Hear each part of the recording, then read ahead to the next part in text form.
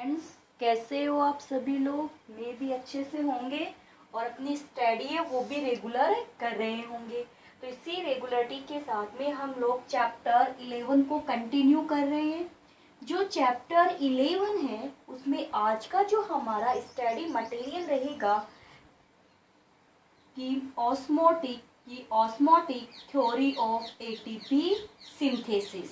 Chemo osmotic theory of ATP synthesis. देखो chemiosmotic, तो osmotic word का आपको पता ही है, high concentration to lower concentration की तरफ जो मूवमेंट होता है उसी को क्या बोलते हैं, ऑस्मेटिक बोला जाता है।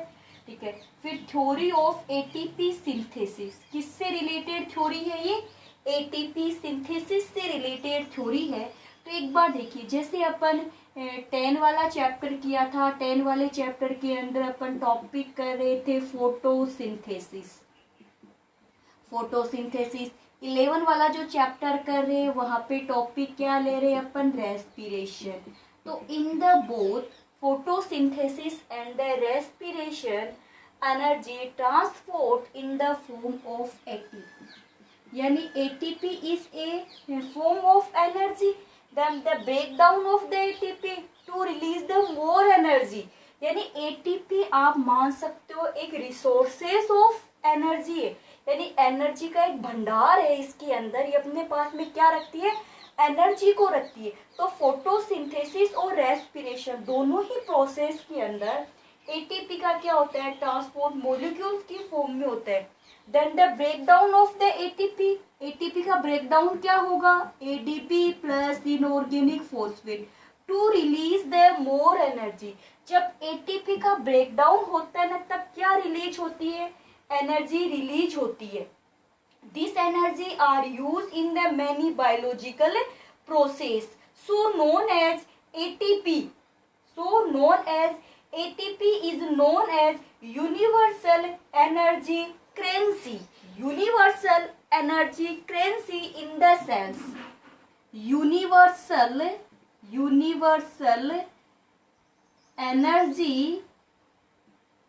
Currency in the cells. तो आप ध्यान में रखोगे यूनिवर्सल एनर्जी करेंसी क्या है, एटीपी को बोला जाता है। क्लियर हुआ। फिर एटीपी का फॉर्मेशन कैसे होता है, तो फोटो सिंथेसिस के समय भी क्या होता है, एटीपी का देखो फोटोफॉस्फोराइलेशन। अपन जब फोटोसिंथेसिस की स्टडी की थी तो एक वर्ड क्या यूज किया था, फोटोफॉस्फोराइलेशन, जिसमें एटीपी से क्या बनता है, एटीपी बनता है। रेस्पिरेशन के अंदर कल ही अपन एक टॉपिक की स्टडी की थी, ऑक्सीडेटिव फॉस्फोराइलेशन। क्या किया था, ऑक्सीडेटिव फॉस्फोराइलेशन।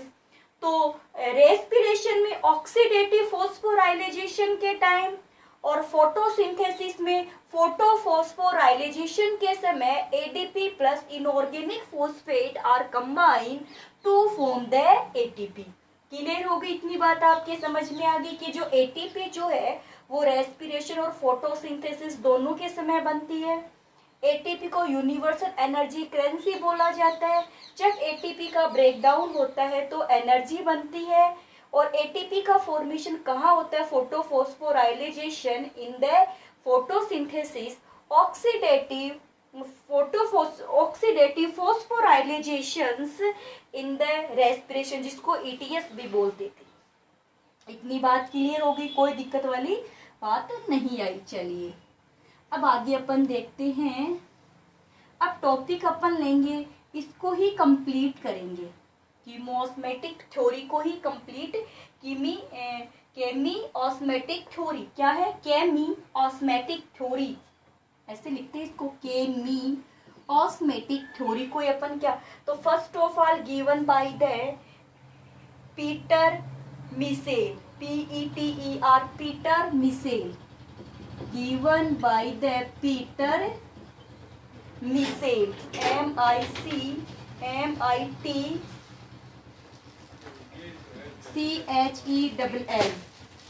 Peter Michael. ये थ्योरी गिवन बाय द क्या है, Peter Michael, given by this theory is the key osmotic related to the ATP synthesis. Related to the ATP. According to this theory, ATP synthesis in the mitochondria and the chloroplast.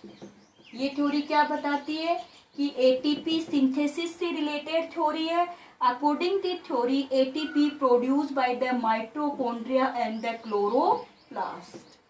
हो गई इतनी बात clear. अब देखिए ये जो theory है आपको ध्यान में रखना होगा. इस थ्योरी के अंदर साइट के एटीपी सिंथेसिस के लिए साइट क्या ली गई है, माइटोकॉन्ड्रिया और क्लोरोप्लास्ट को लिया गया. अब ये जो थ्योरी है ये थ्योरी ये जो हाइड्रोजन साइंस होते हैं, हाइड्रोजन साइन जिनको प्रोटॉन भी बोलते हैं H+ आयन, ये रहे hydrogen science known as the protons ions भी बोला जाता है इनको. कि जो हाइड्रोजन आयंस है वो माइटोकॉन्ड्रिया, क्लोरोप्लास्ट, बैक्टीरियल जो मेम्ब्रेन है उनके थ्रू क्या होते रहते हैं, ट्रांसपोर्ट रहते हैं. According to this theory the positive charge proton across the membrane of mitochondria, chloroplast and the bacteria take place through the enzyme involved in respiration and photosynthesis via component of electron transport chain. बात समझ में आई? देखिए एक बार वापस बता दूं. जैसे अपन ये मेम्ब्रेन बना लेते, इसी मेम्ब्रेन को अपन क्या मान लेते हैं, mitochondria, chloroplast and the bacterial membrane. The protons ion यानी positive charge hydrogens ion are cross the membrane. इधर से कहाँ चले गए, क्रॉस द मेम्ब्रेन की तरफ चले जाते हैं. यानी ये थ्योरी किससे रिलेटेड है, एटीपी सिंथेसिस से रिलेटेड है. साइट क्या हो गई, माइटोकॉन्ड्रिया और क्लोरोप्लास्ट हो जाती है. According this theory the positive charge hydrogen ion across the mitochondria, chloroplast and the bacterial membrane through the enzyme involved in the respiration. किसके थ्रू, कौन लेके जा रहा है इनको, through the enzymes involve in the respiration and photosynthesis via component of electron transport chain. Component of electron transport chain by the control. यानी इसमें बताया कि हाइड्रोजन आयन जो क्रॉस कर रहे हैं ना, इन हाइड्रोजन आयन को कंट्रोल कौन करेगा, इनको कंट्रोल करने का काम कौन करता है, कि जो फोटोसिंथेसिस है, रेस्पिरेशन के अंदर जो एंजाइम चेन है, ठीक है, एंजाइम ट्रांसपोर्ट जो चेन होगी उसके जो इलेक्ट्रॉन्स होंगे, एंजाइम ट्रांसपोर्ट चेन के इलेक्ट्रॉन्स इसको क्या करते हैं, कंट्रोल कर. जैसे देखिए यहाँ जैसे 2 हाइड्रोजन आयन है, एंजाइम से क्या निकले, 2 इलेक्ट्रॉन्स निकले. निकलते ही चार्ज क्या बन गया, न्यूट्रल चार्ज हो गया ना. पहले क्या था, पॉजिटिव चार्ज था, अब क्या हो गया, न्यूट्रल. तो इनको कंट्रोल कौन करेगा, फोटोसिंथेसिस और रेस्पिरेशन में यूज में आने वाले एंजाइम से रिलेटेड इलेक्ट्रॉन्स जो होंगे वो इसको क्या करेंगे, कंट्रोल करने का फंक्शन परफॉर्म करते हैं. चलिए फिर अब इससे क्या होगा, मेम्ब्रेन के दोनों sides, both sides of the membrane to create electrochemical proton, ठीक है, the electrochemical proton gradient है create the both sides of the membrane. जैसे मैं आपको बताऊं, देखिए यहाँ इधर क्या जा रहा है, पॉजिटिव चार्ज, तो यहाँ तो कौन सा चार्ज हो गया फिर पॉजिटिव, तो इधर कौन सा चार्ज आ जाएगा, नेगेटिव चार्ज आ जाएगा. कि पॉजिटिव आयन जो होंगे वो ये हो गया लेफ्ट साइड. और ये एक बार वापस से बनाते, ये मेम्ब्रेन बना ली, ठीक, ये क्या बना दिया अपन ने, मेम्ब्रेन. ये जो मेम्ब्रेन है यहाँ पे हाइड्रोजन आयन ज्यादा है, ठीक है, ये 1 साइड हो गई, ये 2nd साइड हो गई. अब यहाँ से ऑस्मोसिस प्रोसेस में तो हायर कंसंट्रेशन से लोअर कंसंट्रेशन की तरफ क्या मूव कर रहे, हाइड्रोजन आयंस मूव. तो पहले यहाँ पॉजिटिव चार्ज था, यहाँ क्या था, नेगेटिव चार्ज था. लेकिन जैसे सभी हाइड्रोजन आयन इधर जाएंगे तो इनका चार्ज क्या हो जाता है, चेंज हो जाता है. अब चार्ज में जो डिफरेंस आया है दो मेम्ब्रेन के between, both side of the membrane, उसको बोलते हैं इलेक्ट्रोकेमिकल ग्रेडियंट. क्या बोलेंगे,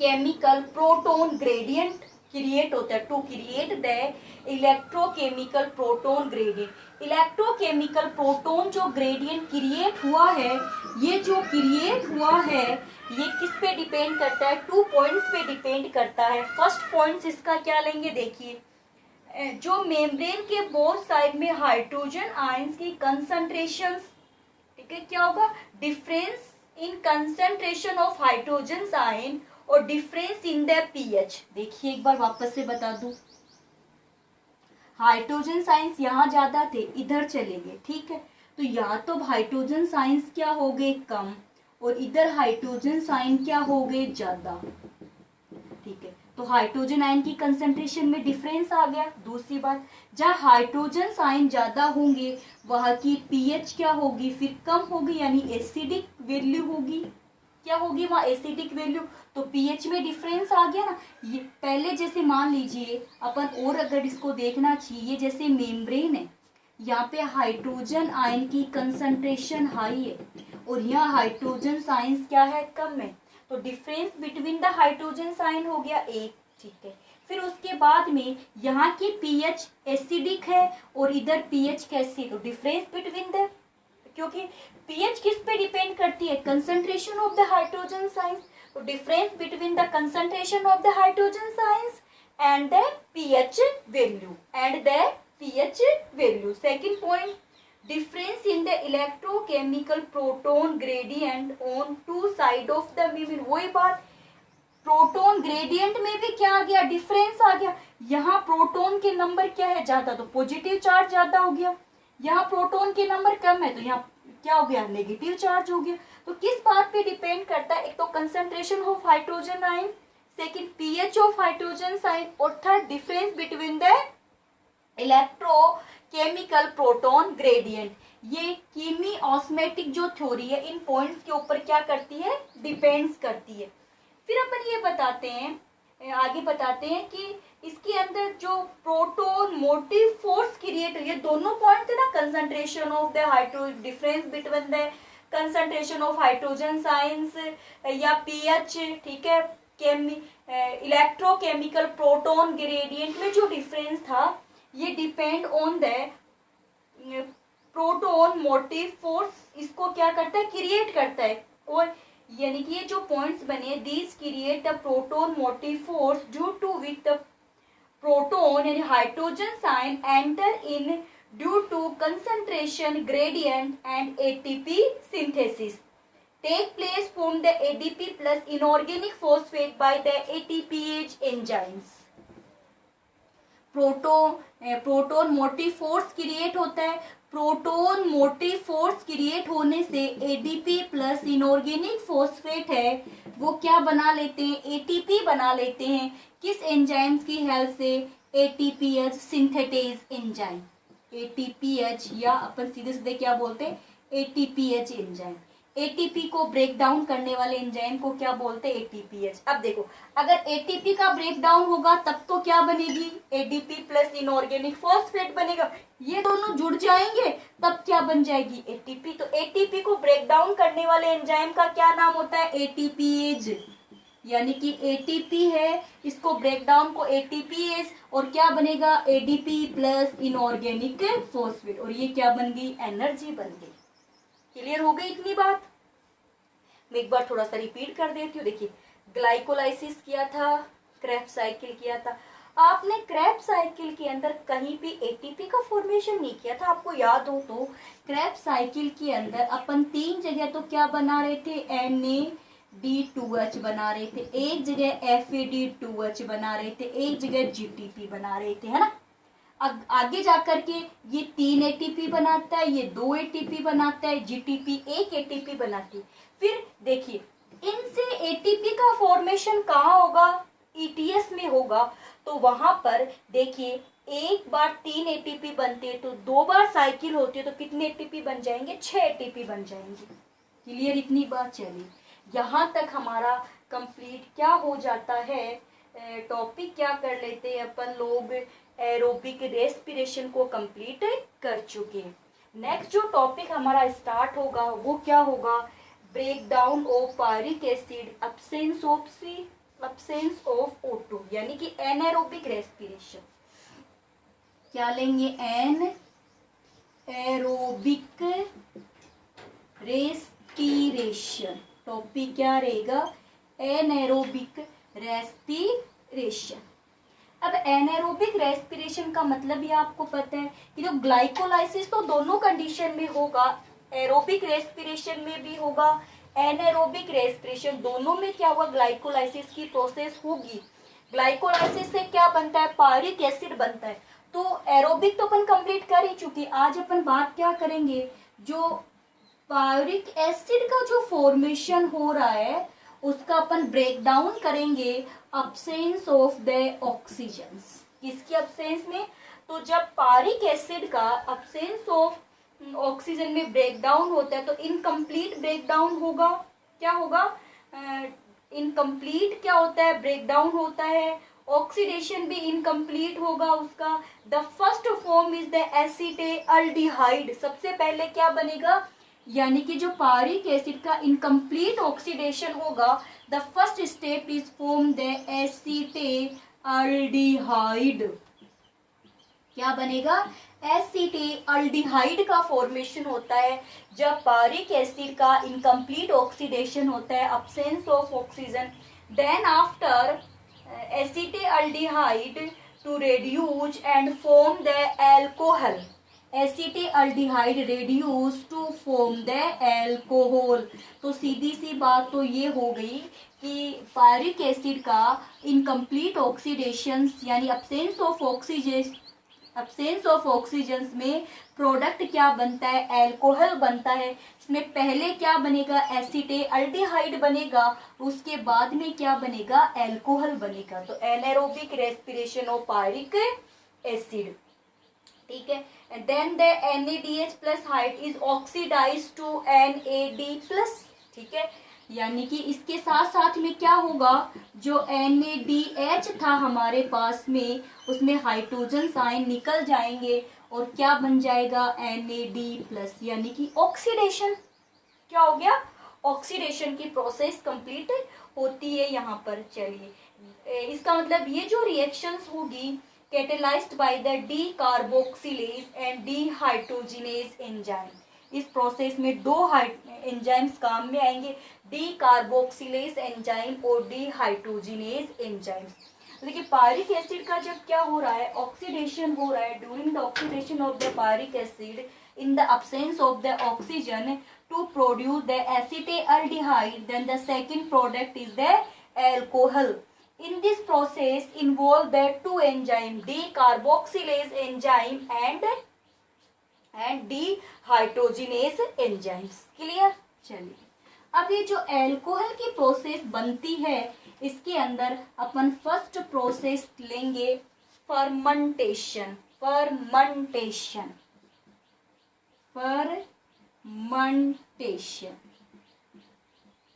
फर्मेंटेशन का मतलब ये होता है इनकम्प्लीट ऑक्सीडेशन ऑफ कार्बोहाइड्रेट्स। ठीक है, incomplete oxidation of carbohydrate, absence of the oxygen is known as the fermentation. हो गई इतनी बात क्लियर? ठीक है। During the incompletely oxidation of the sugar to produce the alcohol and the organic materials। देखिए, आप डेफिनेशन ऐसे ही बता सकते हो, incomplete oxidation of the sugar या glucose, incomplete oxidation of the sugar, absence of the oxygens to produce the alcohol and the other organic acids या other organic compounds या carboxylic acid बता दो। चलिए, एंड प्रोड्यूस द या release the CO2। Definition समझ में आ गई ना? Incomplete oxidation of the sugar to produce the alcohol and the organic acid या फिर carboxylic acid to release the carbon dioxides. In this process energy is very less, is negligible, the form of the negligible। Clear हो गया? First of all the fermentation process explain by the Louis Pasteur. सबसे पहले किसकी बताई हुई? Lewis Pasteur की बताई हुई है। ठीक है, लुईस पाश्चर ने फर्मेंटेशन। फिर अपन बताते हैं कि जो लुई पाश्चर ने एल्कोहलिक फर्मेंटेशन की जो प्रोसेस है वो ईस्ट सेल में की थी। ठीक है, किसमें की थी?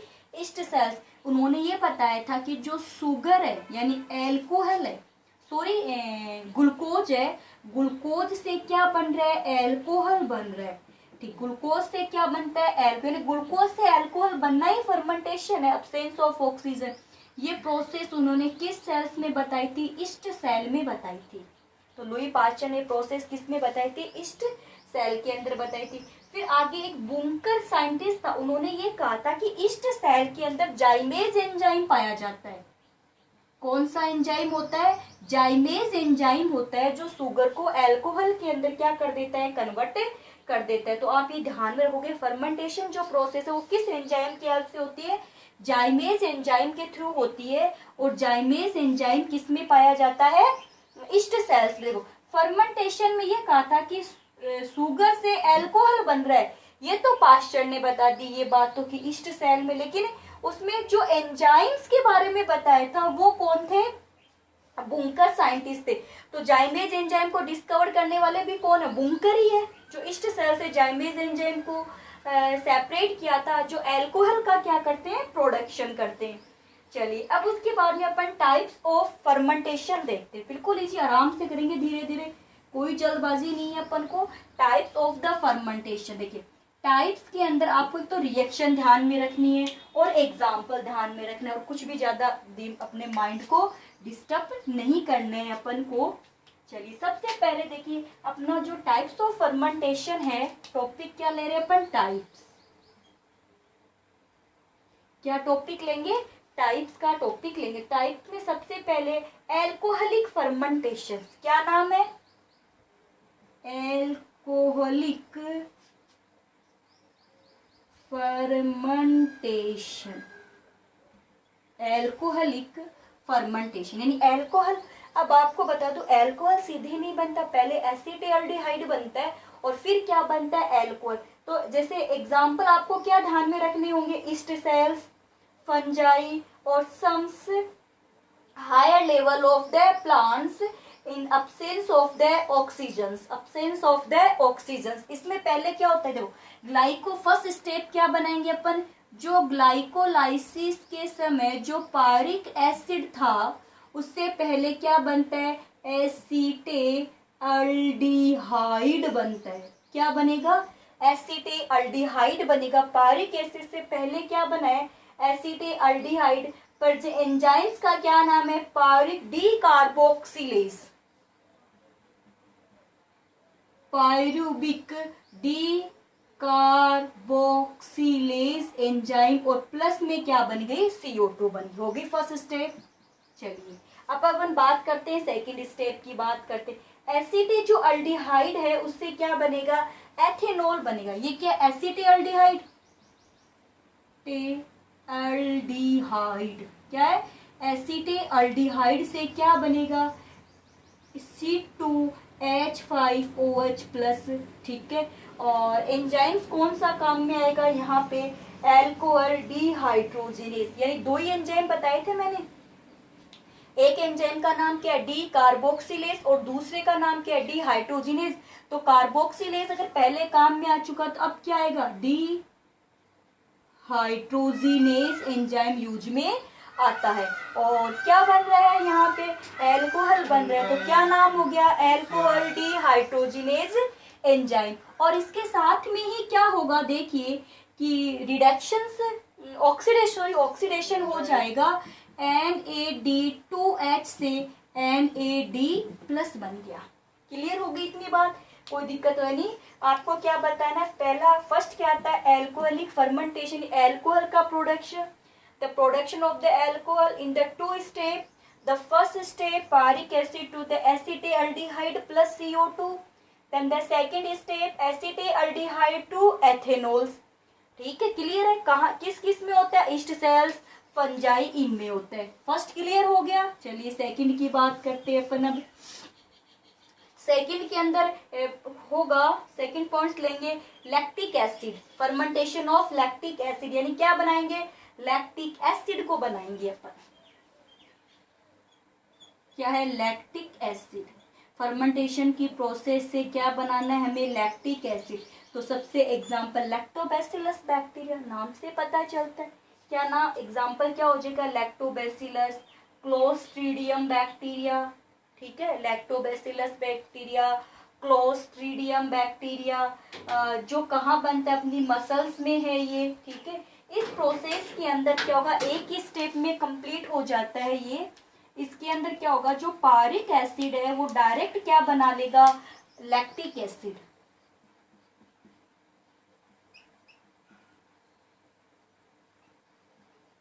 पारिक एसिड से डायरेक्ट क्या बन जाएगा? लैक्टिक एसिड का प्रोडक्शन हो जाता है। एग्जाम्पल मैंने बता दिया, लैक्टोबैसिलस बैक्टीरिया, क्लोस्ट्रीडियम बैक्टीरिया हो जाते हैं। एंजाइम कौन सा आ जाएगा? डायरेक्ट बन रहा है ना, तो डिहाइड्रोजिनेज आ जाएगा।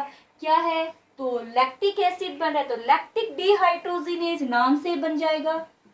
ज्यादा दिमाग लगाने की जरूरत ही नहीं पड़ेगी आप लोगों को। Lactic dehydrogenase, lactic dehydrogenase. साथ में ही आपको ये तो पता है, वो तो होना ही है। क्या होना है? NAD2H से NAD+, बस खत्म, याद रह जाएगा। चलिए, दो हो गए ना अपने, एक तो एल्कोहलिक का होगा, दो स्टेप में, पहले एसिटाल्डिहाइड बन रहा था, फिर एल्कोहल। लैक्टिक एसिड डायरेक्ट बन रहा है। सेकंड, थर्ड पॉइंट अपन इसका क्या लेंगे? थर्ड पॉइंट हो जाएगा एसिटिक एसिड। किसका प्रोडक्शन करेंगे? एसिटिक एसिड का प्रोडक्शन करेंगे। तो देखिए, एसिटिक जो एसिड है ये भी 2 स्टेप में कंप्लीट होता है। फर्स्ट स्टेप में क्या होगा? जो पारिक एसिड है,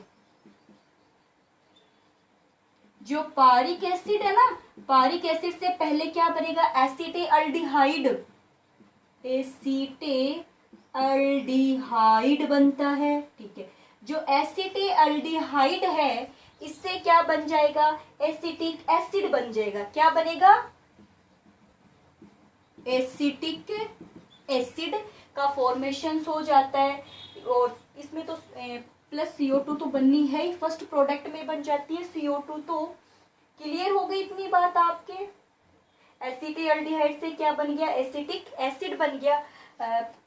प्लस H2O साथ में जोड़ेंगे और माइनस में हाइड्रोजन साइंस निकाल देंगे। क्लियर?